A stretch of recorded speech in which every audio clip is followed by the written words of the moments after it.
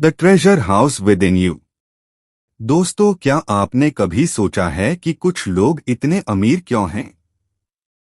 जैसे Jeff Bezos या mark Zuckerberg, वहीं दूसरी और ऐसे लोग भी हैं जो सारी उम्र गरीबी की लाइफ जीते हैं। लेखक कहते हैं कि हम सबके अंदर एक खजाना मौजूद है जिसका नाम है सबकॉन्शियस ब्रेन। इसी में क्रिएटिविटी के आइडियाज भरे होते हैं। जब किसी को एक अच्छा आइडिया मिल जाता है तो फिर वह उसकी मदद से अमीर बन जाता है। Amazon और फेसबुक अपने आप में आइडियाज ही तो हैं। लेकिन बहुत से लोगों को सबकॉन्शियस ब्रेन या उसके काम करने के तरीके के बारे में पता ही नहीं होता। ये आपको कभी भी आइडिया दे सकता है। जैसे लेखिका J.K. रोलिंग ने हैरी पॉटर नाम का नॉवल लिखा है। उन्हें इसका आइडिया ट्रेन में बैठे बैठे आया था। उस समय वे 32 साल की थीं।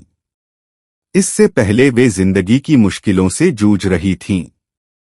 अब दुनिया में कोई भी नहीं बता सकता कि उन्हें हैरी पॉटर का आइडिया 32वें साल में ही क्यों आया। अगर 25 साल में आ जाता तो कितना अच्छा होता। वे जल्दी अमीर बन जाती। तो दोस्तों, इसलिए लेखक ने कहा है कि हमारे दिमाग में आइडियाज का खजाना है, लेकिन उस तक कैसे पहुंचना है उसका किसी को पता नहीं होता। कुछ लोग जाने अनजाने वहां तक पहुंच जाते हैं। लेकिन इस किताब में हम पढ़ेंगे कि हम सबकॉन्शियस को कैसे नए आइडियाज देने के लिए प्रोग्राम कर सकते हैं।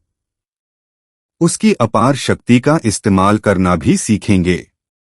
आगे हम जानेंगे कि हमारा ब्रेन वास्तव में कैसे काम करता है। आइडियाज कहाँ रहते हैं, उन तक कैसे पहुंचा जा सकता है। क्योंकि अगर आपने ब्रेन के काम करने का तरीका समझ लिया तो आपको भी देर सवेर कोई आइडिया आ सकता है।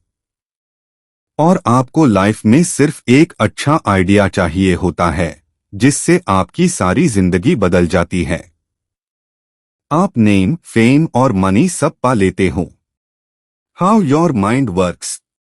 काम करने के नजरिए से हमारे दिमाग के दो भाग होते हैं, conscious brain and subconscious brain.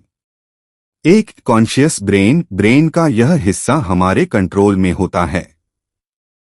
हम जागते हुए जो भी देख, सुन और समझ पा रहे हैं वह कॉन्शियस ब्रेन की वजह से ही हो रहा है। जब हम सो जाते हैं तो यह भी सो जाता है। दो सबकॉन्शियस ब्रेन का यह पार्ट हमारे कंट्रोल में नहीं होता। जब हम सो जाते हैं यह तब भी जगता है।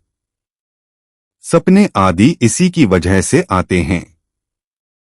इंट्यूशंस या आभास होना इसी की वजह से होता है।